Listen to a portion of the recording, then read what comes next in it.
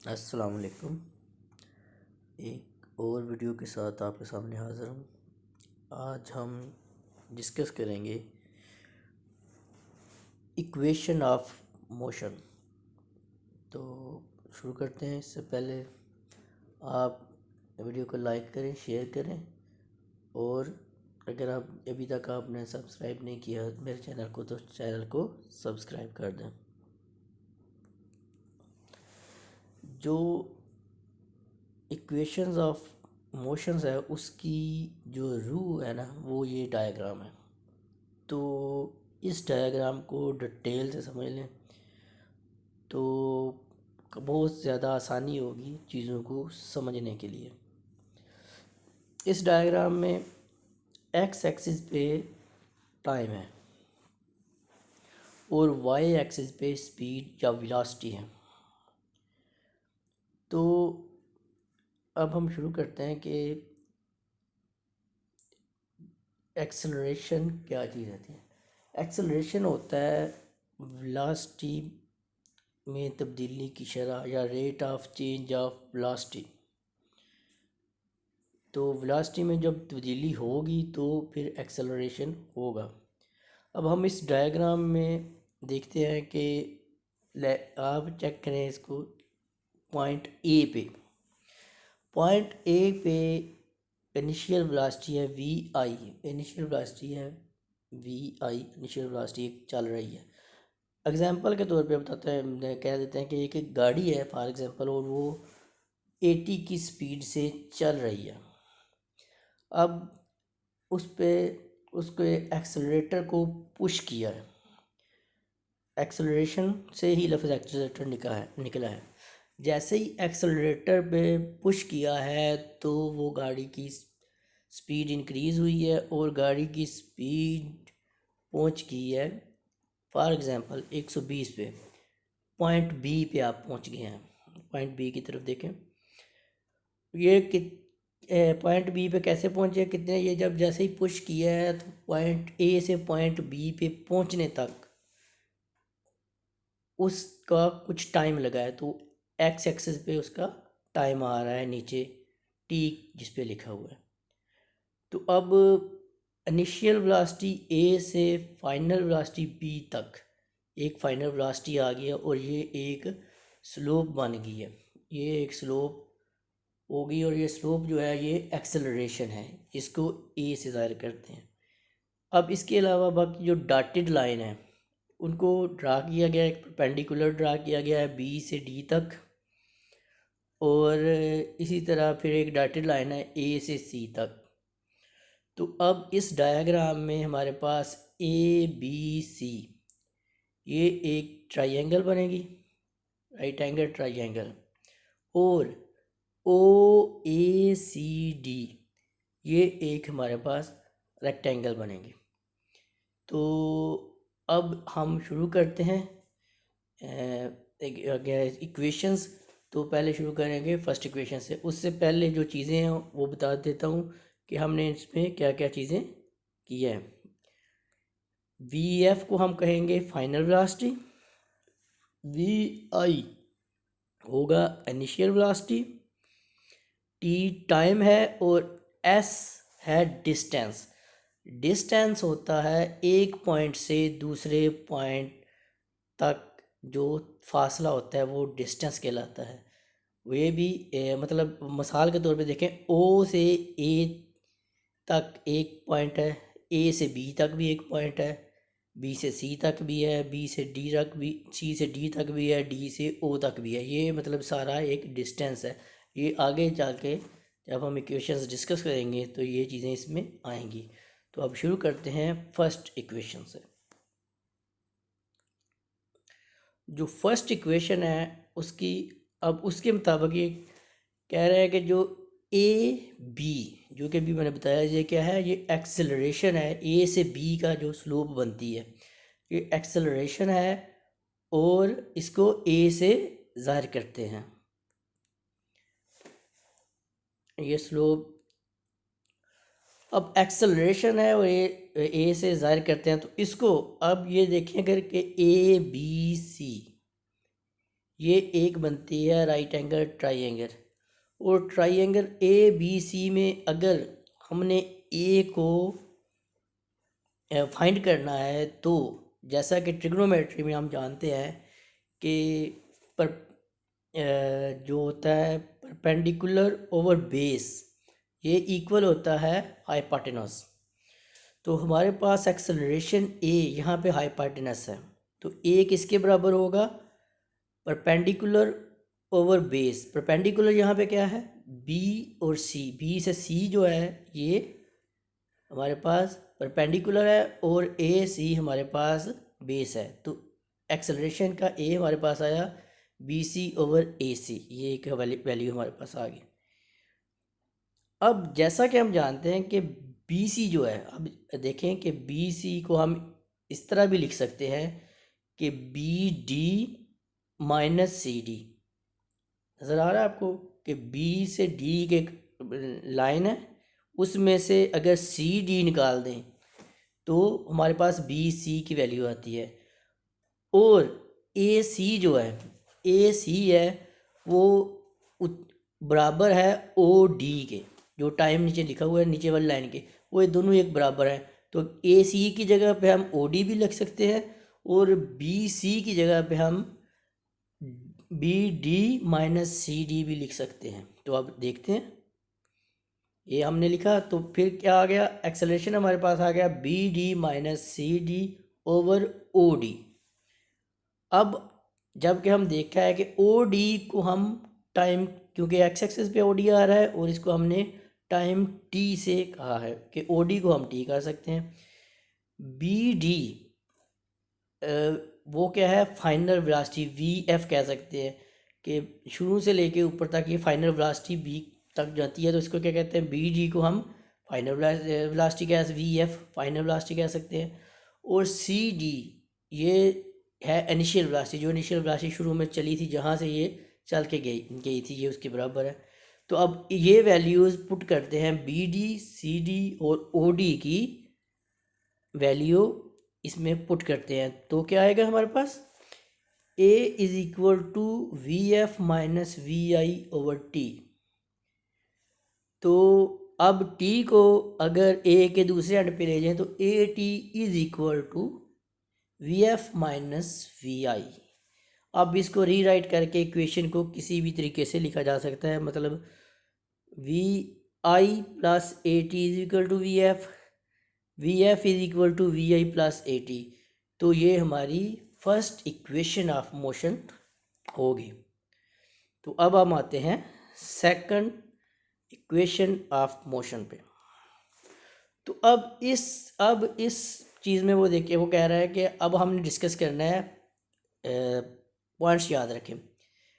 Area जो है वो ट्रैवल जो है, जो मैंने पहले आपको बताया कि एस क्या होता है? डिस्टेंस होता है, और डिस्टेंस क्या होता है? एक पॉइंट से दूसरे पॉइंट का। तो अब हमने जो डिस्टेंस वो कौन सा नोट करना है? O A B D, O A B D. अब ये पॉइंट्स देख लें आपने। अब देखें, ये एक हमने एरिया डिस्कस करना है, तो टोटल डिस्टेंस ये होगा ओ ए बी डी। ये टोटल डिस्टेंस इसने तय किया है। अब ओ ए बी डी का अगर हम देखें तो ये एक्चुअल में दो चीज़ें बनती हैं। एक बनती है rectangle O A C D, देख लें आप, ओ ए सी डी एक रेक्टेंगल हमारे पास बन रही है, और एक ट्राइंगल हमारे पास बन रही है ए सी बी। तो हम ओ ए बी डी के डिस्टेंस को इस तरह भी लिख सकते हैं कि area of rectangle O A C D plus area of triangle A B C, इन दोनों को प्लस करने से हम ये करेंगे। अब हम ये एक पॉइंट याद कर लें। अब हम निकालते हैं इसका रेक्टेंगल का एरिया कैसे निकालते हैं, और ट्राइंगल का एरिया कैसे निकालते हैं, वो निकालना है हमने। अभी देखते हैं। हम जानते हैं कि जो रेक्टेंगल के एरिया है उसके लिए क्या होता है? हाइट और विड्थ उसकी जो होती है उसको मल्टीप्लाई किया जाता है। अब ये रेक्टेंगल जो बनी है ओ ए सी डी, इसमें ओ ए और ओ डी, ओ ए हमारे पास इसकी विड्थ है और लेंथ इसकी बनती है ओ डी। तो लेंथ और विड्थ को मल्टीप्लाई करें तो ये किसका एरिया निकलता है, रेक्टेंगल का। ओ ए इंटू ओ डी, ये होगा रेक्टेंगल का एरिया। अब ओ ए हमारे पास है, हम जानते हैं कि वो क्या है, वी आई यानी कि इनिशियल वेलोसिटी है, और ओ डी जो हमारे पास है वो है टाइम। तो हम इसको इस तरह भी लिख सकते हैं, we I into T, V dot T भी बन जाएगा। तो ये हमारे पास एरिया किसका आ गया, रेक्टेंगल का। अब हमने एरिया निकालना है ट्राइएंगल का, क्योंकि हमें टोटल डिस्टेंस चाहिए। तो ट्राइएंगल के एरिया के लिए हम जानते हैं उसका फार्मूला होता है 1/2 बेस इंटू हाइट। अब हम आते हैं ट्राइएंगल पे। हमारे पास ट्राइएंगल है ए बी सी। अब ए बी सी में हमारे पास बेस उसकी क्या है, ए से सी, और उसकी हाइट क्या है, सी से बी। तो अब देखते हैं, अब ट्राइंगल ए बी सी में हमने 1/2 ए सी, बेस की जगह पे हमने वैल्यू डाल दी ए सी, और दूसरे जो हाइट की जगह पे वैल्यू डाल दी बी सी। अब ए सी हम जानते हैं कि ए सी जो है वो इक्वल है किसके, ओ डी के, और ओ डी क्या है, टाइम टी। तो ए सी को हम टी से ज़ाहिर कर सकते हैं, लिख सकते हैं। और बी सी क्या है, बी से सी का फासला जो जो है वो है final velocity minus initial velocity, V F minus V I. और हम ये भी जानते हैं कि V F minus V I होता है ए टी के बराबर। ये कैसे निकाला हमने, जो इक्वेशन 1 हमने सॉल्व की थी उसमें ये वैल्यू हम ये जान गए थे कि वी एफ माइनस वी आई जो है उसको हम ए टी इक्वल टू होता है ए टी। तो अब ये वैल्यूज़ हम डालते हैं, तो क्या हुआ, 1/2 ए सी की जगह हमने वैल्यू डाल दी टी, और बी सी की जगह हमने वैल्यू डाल दी ए टी, जो कि हमने ड्राइव की पहले वी एफ माइनस वी आई से, और वी एफ माइनस वी आई को हमारी इक्वेशन 1 ज़ाहिर करती है, तो ए टी आ गया। अब हमारे पास ये क्या आ गया, ये हमारे पास 1/2 80 स्क्वायर, ये हमारे पास ट्राइएंगल का एरिया आ गया। अब हमने क्या करना है, दोनों को जमा कर देना है सिंपली, ट्राइएंगल का एरिया और रेक्टेंगल का एरिया। रेक्टेंगल का एरिया हमारे पास आया था वी आई इंटू टी, और जो ट्राइएंगल का एरिया है वो था 1/2 80 स्क्वायर। दोनों को उस वैल्यू में डाल दिया तो हमारे पास ये आ गया। ये हमारी होगी इक्वेशन 2। अब चलते हैं हम अपने इक्वेशन 3 की तरफ। अब इक्वेशन 3 के लिए भी उसी डायग्राम के साथ ही चलेगी। अब आते हैं, अब इसमें हम ये देखेंगे कि इसमें जो ये कहता है कि इसका जो ट्रेवल है वो है ओ ए बी डी। ये इसका ट्रेवल है, जो पहले भी आपको बताया, ओ ए बी डी। जो वैल्यू, जो पॉइंट्स बता रहा हूँ उन पॉइंट्स को डायग्राम में एक दफ़ा देखें।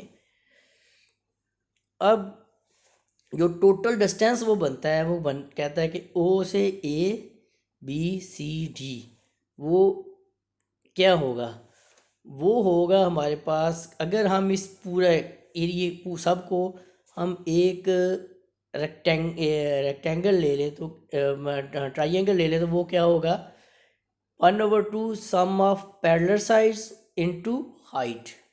अब ये देखते हैं कि क्या क्या बनता है इसका। अब ये देखें, जो parallel some of parallel side हैं, जो दो एक जैसी बराबर है, तो उनका वो कौन कौन सी बन रही है, O A plus B D, O A plus B D. अब इनकी तरफ देखें, ओ से ए और बी से डी, ये दो पैरेलल में दो साइड्स चीज़ें बन रही हैं, multiply by O D. O D क्या है, हाइट इसकी, जो आप नीचे इसको देख सकते हैं। अब क्या होगा, अब इसको हम हल करते हैं। अब जो 2 है वो एस के दूसरी तरफ चला जाएगा। अब होगा 2s O A plus B D multiply by O D. अब नेक्स्ट, अब दोनों साइड्स को, क्योंकि इक्वेशन है और हम जानते हैं कि इक्वेशन, अगर कोई भी इक्वेशन वो बैलेंस होती है कि अगर उसकी दोनों साइड को इक्वल चीज़ से मल्टीप्लाई कर दिया जाए तो वो बैलेंस रहती है। तो हम दोनों साइड्स जो थी उसको B C over O D से मल्टीप्लाई कर देते हैं। 2s multiply by B C over O D, और दूसरा O A plus B D multiply by O D को भी B C over O D से मल्टीप्लाई कर दिया। अब इसको सॉल्व किया। जब इसको सॉल्व किया तो हमारे पास ओ डी से कैंसिल हो गया, तो हमारे पास आया 2s multiply B C over O D और O A plus B D into C B. अब ये एक चीज़ आ गई हमारे पास। अब हम जानते हैं कि ओ ए जो है, ओ ए, अब डायग्राम की तरफ देखें, ओ ए क्या है हमारे पास, वी आई, जिसको इनिशियल वेलोसिटी कहते हैं, और बी डी हमारे पास क्या है, बी डी है फाइनल वेलोसिटी, और बी सी है final velocity minus initial velocity, V F minus V I. तो अब देखते हैं, और B C over O D ये क्या है, B C over O D ये क्या है, हमारे पास एक्सेलरेशन है। अगर ट्राइंगल के पॉइंट ऑफ व्यू से इसको देखें तो B C over O D, तो हमारे पास वैल्यू क्या आई, क्या आ गया। अब इनको हम इक्वेशन में, ये सारी वैल्यूज़ को इक्वेशंस में डालें तो क्या आएगी, 2sa V F plus V I into V F minus V I. वो इससे पहले जो इक्वेशन थी उसमें वो जो वैल्यू डाली दो। अब इसको क्या रीराइट करने से क्या होगा, जैसा कि हम जानते हैं कि a plus B into A minus B हो इक्वल होता है A square minus B square algebra में, जैसे कि हम जानते हैं। तो क्या हो जाएगा, 2as equal to V F square into we I square.